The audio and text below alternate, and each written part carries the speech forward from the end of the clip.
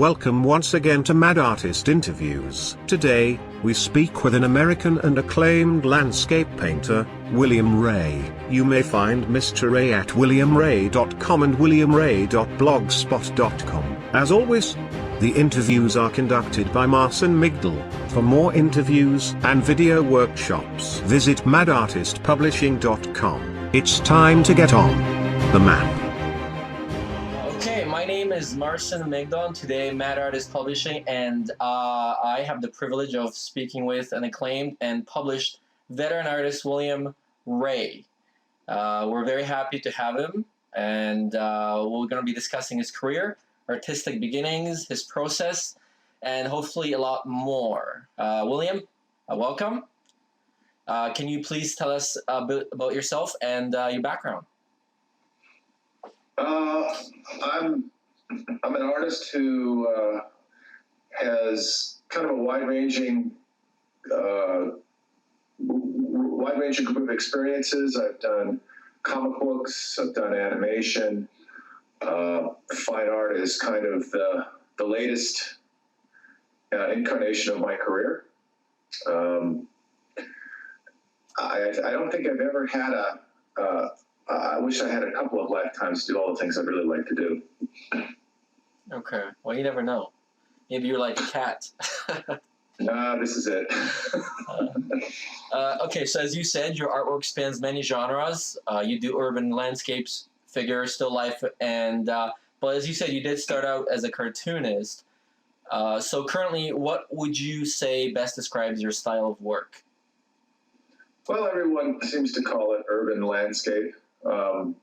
I guess that suits it. I started off doing a work that was quite realistic, and now it's getting it kind of went into impressionism, and now it's getting kind of expressionistic, and ultimately headed for pure abstraction is kind of the goal.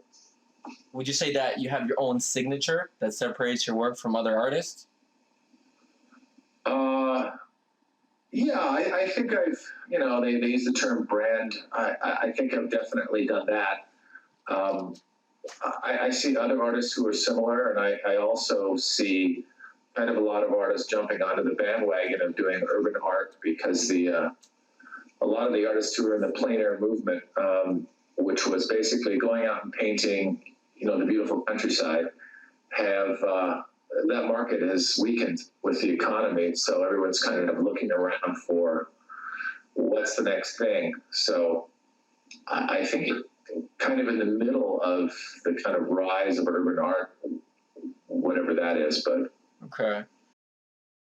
Do you remember the time that you decided to be an artist? No, I just always had a pencil in my hand.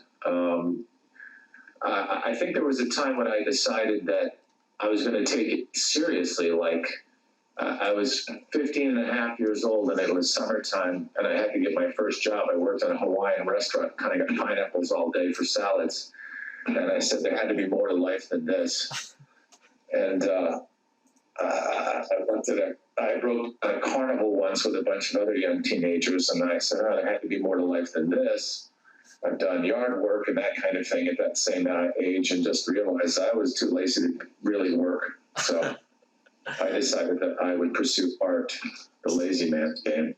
Well, I wouldn't go that far. What is it about art that you love so much? I guess it's a lonely profession, which is kind of designed for people who are not wildly social. While I do like people, I'm perfectly content being on my own, and I think that's probably why I gravitated toward it. Along with, I traveled a lot as a child, from city to city, and hockey brat all the time. So every time you'd form friendships, they would sort of break apart, and by physical distance. So I think you sort of learn to entertain yourself, and art and drawing is like, I'm fond of saying if you have your art, you're alone. I think if you could draw and you had to go to prison, you'd probably do better than a lot of people who who need to have a big group of friends they can trust. Yeah, you just couldn't sell your work in prison. No, you can't do much of that, but you can draw. So does creativity run in your family? Were your parents supportive in the beginnings? We won't get into my parents, whether they're supportive or not, but they both had artistic ability. They didn't really pursue art. My father took it more like a hobby and was a military man. My mother was a housewife, but both of them could draw very well. And I think the realities of making a living at art were not something that they chose to pursue. But if there's a genetic component, apparently there is a genetic component because I got the bug. Okay. Do you have or remember the very first piece of work you did as a child? I have one painting that I did, which we could call my first oil painting when I was 5 years old. It was something I kind of did with my father, I guess, because I have the painting. I don't have a big memory of it, but the idea that a child had oil paints makes me think that he must have helped me or supervised. That it was a scene of underwater animals like fish and jellyfish and the such. And I still have a copy of it. Do you have it around? You want to show it? I have it, but it would take me a few minutes to find it. Well, maybe after we're done. I wish if I'd known, I'd had it If you want to search through my Facebook page, you can find it. I posted it up there 6 months ago. It's much more novel when you actually hold it and we could see it, but that's all right. So, what motivates and inspires you? It's built in. I'm lucky that way. I don't.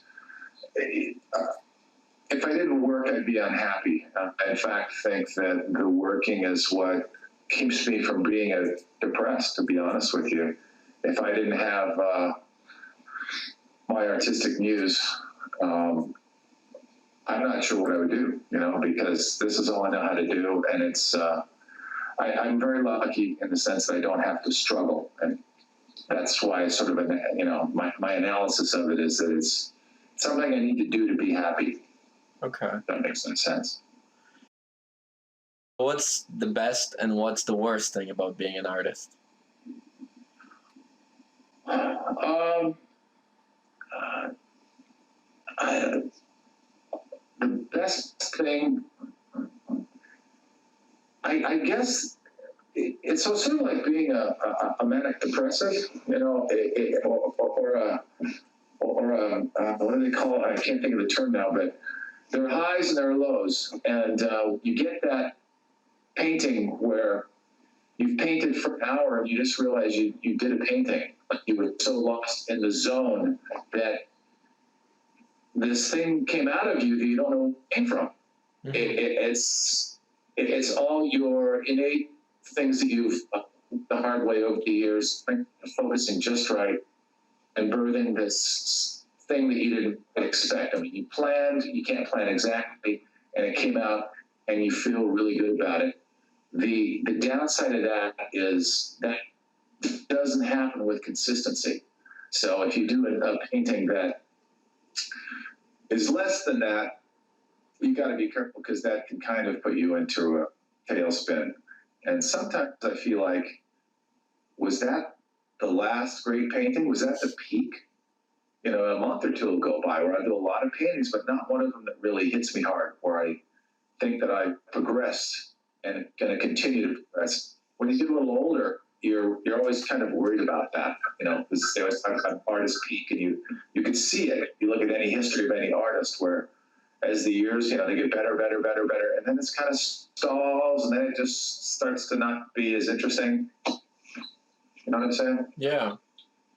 So are you at that peak right now? No. That's the thing I'm saying. It's like I kind of feel like, well, that was it. That was the last good one, and then I do another one that I like. I'm like, oh, okay, I'm still on my game. So are you your own critic, or do you have other people around you who you let see the works in progress that can give you a critique? I have my friends, and my girlfriend Sharon is pretty honest about saying when something she doesn't care for it, and generally she's bright, and I'm addicted to Facebook, so Okay.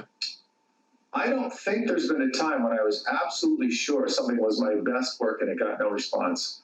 Usually when I like it, most people like it. We can get on to the whole subject about how I don't believe art is subjective. I think there's a set of criteria and responses that's pretty general with everyone, especially if educated in art. I agree with that. In your opinion, how much talent? How much of it is innate talent versus learned, or? Yeah, versus skill. Boy, that's the big question, isn't it? The child prodigy thing. I almost think that I think there's an element of it, and I particularly think there's an element of it in music. I mean, that's pretty obvious when you see a child prodigy. There's obviously people have slightly different ways their brain is set up to disseminate information and to project out. You hear people say, and as an artist, everyone always says, I can draw to save my life. I can't even do a stick figure. And there has to be something to that. I mean, so if we took that person and put them through art school, would they be any good at it? I don't think they would.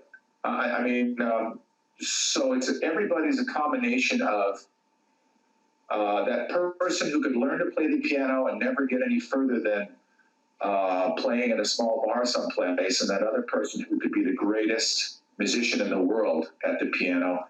They have a combination of study and natural skill. Okay.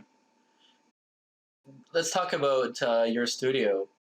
If you don't mind, maybe you can grab an iPad and just walk around as you tell us what an average day for you is. Average day. The life of an artist, yes. Yes, we could change the light. You probably want to slow it down a bit because it is a little choppy. Well, I'll move it and then hold it. This is a portrait of me done by one of my painting instructors named Joe White. And I'm near the front door of my studio, and I'll just sort of pull out and then hold a little bit. Not much you can see of it. That's my neighbor over there. You kind of look like Steve Jobs, William. I have a second floor studio in my garage that I built 7 years ago. Well, I didn't build it, but I had it built. And you can see that's my TV set over there, and there's many paintings on the wall, bookshelves with toys I've collected over the years, stuff that should be put away that is I run out of space for on my shelves. There's a painting. There's my basic easel setup. Continuing to turn around, there's another recent painting of a boat there. It's sometimes I like to pick a corny subject and see if I can make it into modern art or contemporary art. I guess you don't say modern art anymore; it's too old-fashioned. Yeah. And I'll walk over here, and that's a little more of a view of my actual painting area, which is amazingly clean because I had someone help me clean the studio today. Well, you shouldn't have. Over here is where I used to kind of do more of my comic book work and that kind of thing.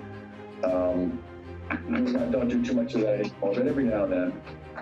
And then over here is my computer setup. As you can see, that thing's almost 10 years old now. It's time for a new one.